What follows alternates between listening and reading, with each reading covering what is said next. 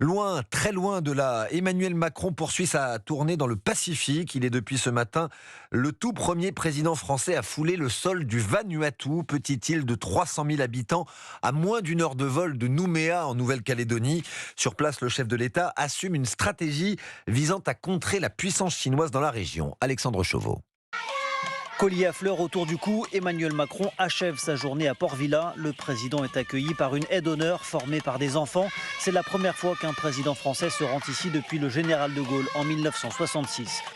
Plus tôt dans la journée, il est venu constater l'influence de Pékin sur l'île. Les routes, le port et même le palais présidentiel sont construits par les Chinois. Une présence déjà bien ancrée face à laquelle Emmanuel Macron met en garde. Dans la région, de nombreux prêts aux conditions léonines étranglent littéralement les développements. Les pratiques commerciales sont de plus en plus détournées de leurs fondements.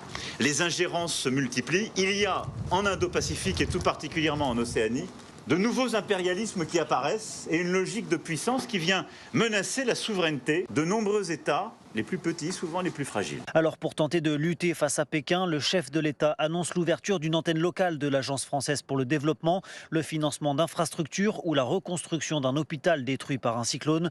Des initiatives saluées par le gouvernement local, même si l'avance prise par la Chine depuis des années semble bien difficile à rattraper. Port-Vila, Alexandre Chauveau, Europe.